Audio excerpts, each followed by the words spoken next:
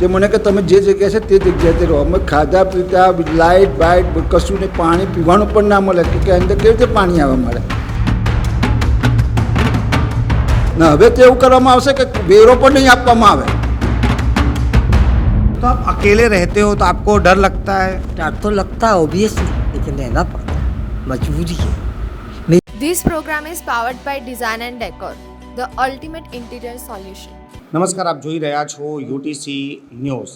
જે વિસ્તારોમાં ફ્લડ આવ્યા હતા અને 12 ફૂટ જે ઘરોમાં પાણી હતા એ ઘરની આ પરિસ્થિતિ જુઓ કે એ લોકોએ પહેલાંથી જ ઘરને શિફ્ટ કરી દીધું છે.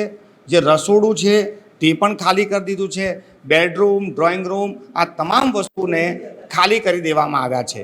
ગઈકાલે વડોદરા કોર્પોરેશન દ્વારા સતત કહેવામાં આવ્યું હતું કે આ વખતે આજવાના દરવાજા બંધ કરી દેવામાં આવ્યા છે, પાણી નહીં છોડાય, પરંતુ હવે તંત્ર પર કોઈને જાણે કે ભરોસો જ નથી.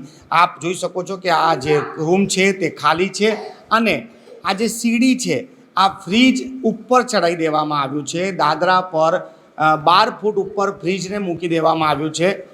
આ જે શિફ્ટિંગ તમે જે કર્યું છે આ ક્યારે કર્યું અને કેમ કર્યું? અમે 4 દિવસ પહેલાં ચડાવ્યું ને પાછું ઉતાર્યું ને પછી પાછું છે તે ચડાવ્યું. હવે આ અઠવાડિયામાં છે ને અમે 3 વખત મેં ચડાવ્યું, ઉપર નીચે કર્યું.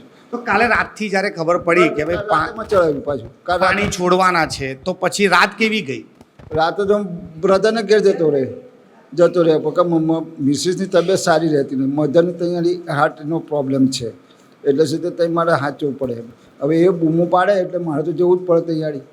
એટલે મારે આ બંધ કરીને આમને ભરોસે જવું. આ મને ફોન કરે ત્યારે હું આવી જતો હતો.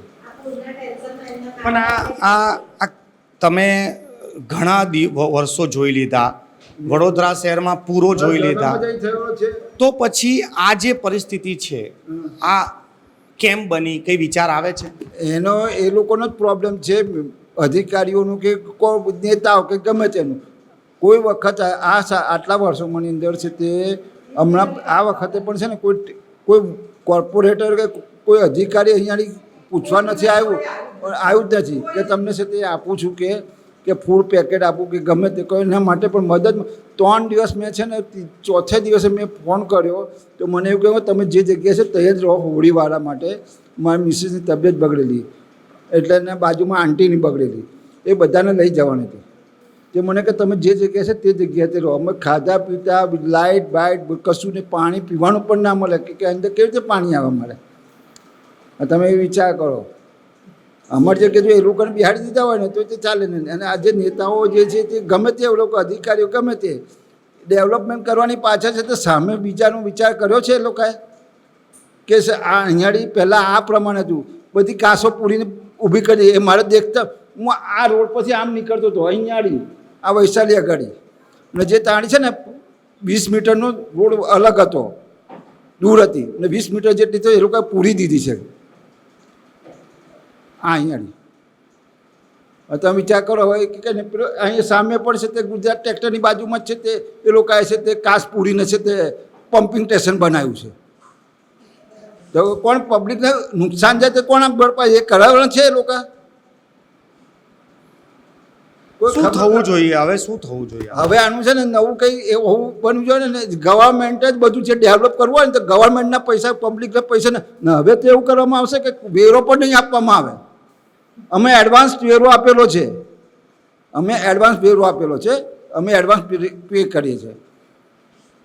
તો આપ જોઈ રહ્યા છો કે આ જે નારાજગી છે લોકોની એટલા માટે છે કે આ જ ચોમાસામાં ત્રીજી વખત વડોદરા શહેરમાં ફ્લડની પરિસ્થિતિનું નિર્માણ થતું હોય ત્યારે લોકો પર કેવી રીતે વીતે છે, એમની આર્થિક નુકસાન, માનસિક નુકસાન પણ થઈ રહ્યું છે, તેમની માનસિક હેલ્થ ડિસ્ટર્બ થઈ રહી છે.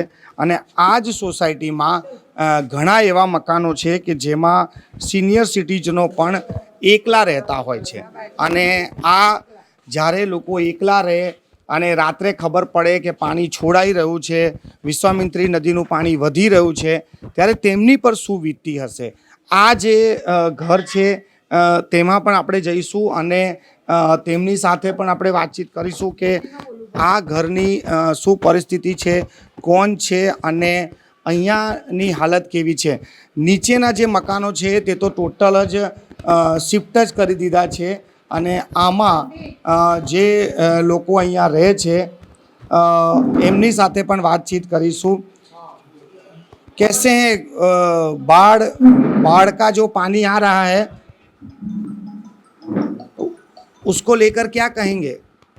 बाहर का पानी तो हमारे लिए डेंजर है, एनी टाइम आ सकता है और हमारी स्थिति भी खतरनाक हो सकती है।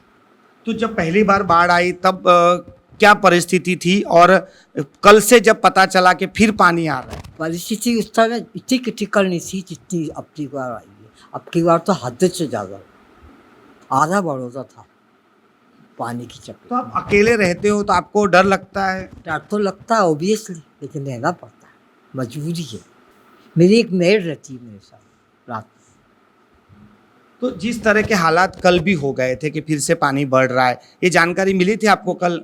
कुछ हमने मतलब सोफा वगैरह ऊपर रख दिया था और रहे तो यहीं, जब देखा जाएगा होएगा सब। ये क्यों बाढ़ आ रही है, ऐसा कुछ सोचते हैं आप क्यों आ रही है बाढ़ हर बार? ये तो मैं क्या बता सकती हूँ, ये अपन वी आर रेस्पॉन्सिबल, हम खुद जिम्मेवार हैं बाढ़। क्यों ऐसा? क्योंकि ये सब बिल्डिंगें बन रही हैं, पेड़ कट रहे हैं, तो पानी जाए तो जाए कहाँ?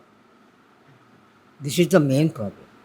पानी को जाने को जगह तो चाहिए, अपने को सांस लेने की ज़रूरत पड़ती है नाक की, उसी प्रकार पानी को जाने के लिए जगह तो चाहिए। तो किसने सब बंद कर दिया? पानी का रास्ता किसने रोक लिया? किससे रोक दिया ये तो मैं क्या बता सकती हूँ। ये सब कचरा फेंकना अपनी रेस्पॉन्सिबिलिटी, वी आर रेस्पॉन्सिबिलिटी, अपन लोग ही रेस्पॉन्सिबिलिटी। कचरे फेंकते, विश्वामित्री में जूते चप्पल सब फेंकते, तो उसी के कारण सब कुछ होता है। આપ જોઈ રહ્યા છો કે જે આ બા છે ખૂબ જ વૃદ્ધ છે, એકલા રહે છે અને તેમને પણ આ પૂરમાં ખૂબ જ હાલાકી ભોગવવાનો વારો આવ્યો છે. એમનું પણ આ સંપૂર્ણ જે ઘર છે, નીચેનો જે માળ છે તેને શિફ્ટ કરીને ઉપર લઈ ગયા છે. પરંતુ આ જે બા છે તેમનું કહેવું છે કે આ જે વરસાદી પાણી જે ભરાઈ રહ્યા છે તેના જવાબદાર આપણે પોતે છે. આપણે જ વડોદરા શહેરમાં પુરાણ કરી દીધા, વિશ્વામિત્રી નદીમાં દબાણ કર્યા, ગેરકાયદેસર બાંધકામ કર્યા, વૃક્ષો કાપી નાખ્યા, એટલે આ વડોદરા શહેરમાં પરિસ્થિતિનું નિર્માણ થયું છે અને આના જવાબદાર આપણે બધા જ છીએ. કેમેરામેન પ્રદીપ ચોબે સાથે મનોજ શર્મા, UTC ન્યૂઝ.